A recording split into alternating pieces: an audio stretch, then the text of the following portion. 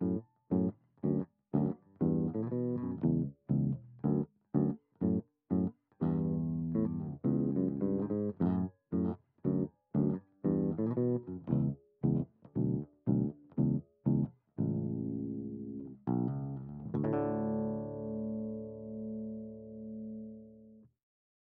here. Welcome to Almost Free Bass, where we show you how to get the most out of your gear for free or almost free. In our last video, we took a first look at the Music Man Joe Dart signature bass and some of the details that make it a truly unique instrument. Now, this is based on the Sterling body type and not its famous bigger brother, the Stingray, so I thought it'd be useful to compare it to some of the other Sterling basses in the Music Man lineup. Of course, we've got the 2019 Joe Dart Sterling. The ash body has a natural satin finish and features a vintage Music Man bridge. The single ceramic pickup is wound in parallel with no phantom coil or selector switch, instead going directly to the volume knob and then to the output jack.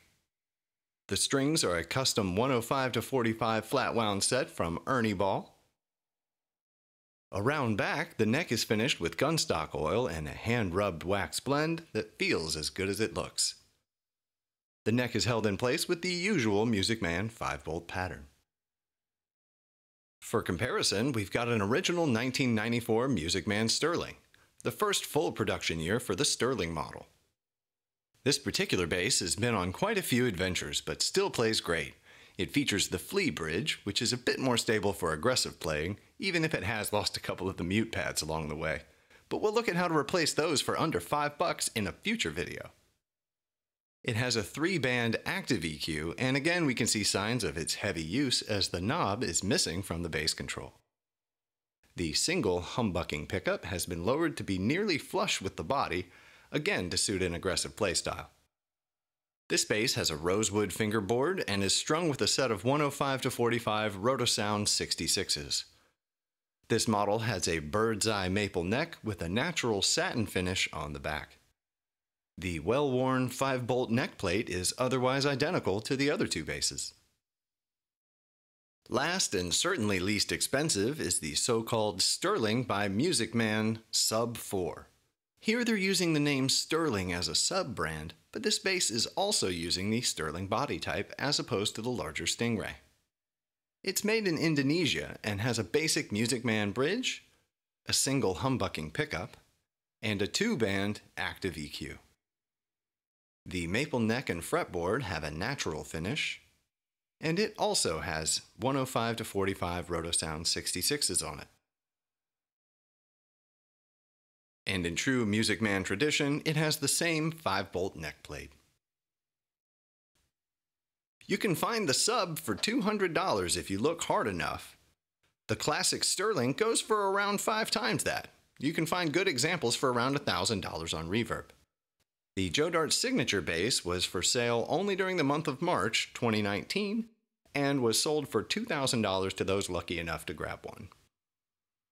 I thought it'd be fun to not just compare the three, but to see how much we could get out of the sub.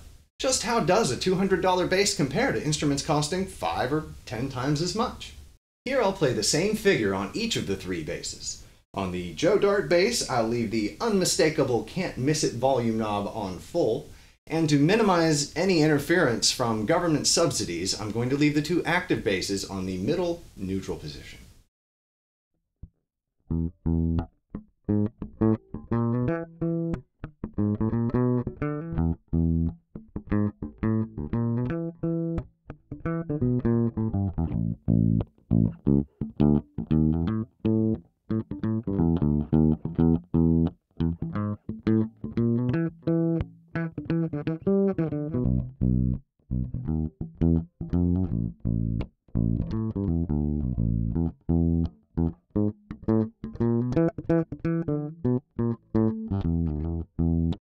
Alright, now I'll set the EQ of each instrument the way I normally would, and I'll go ahead and dig in a little bit more so that the character of each one really comes through.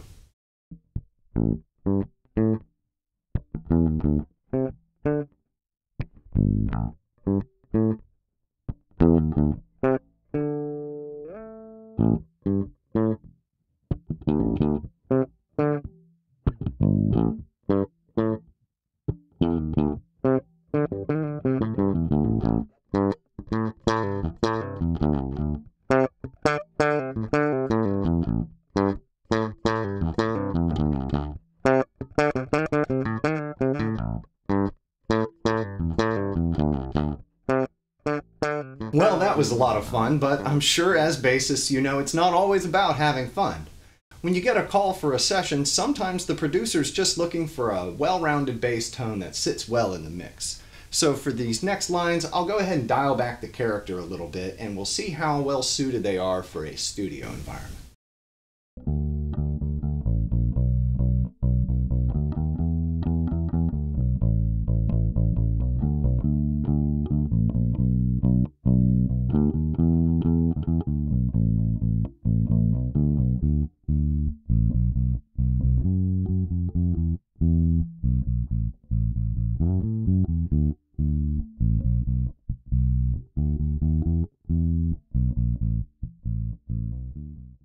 So it sounds like the sub can really hold its own.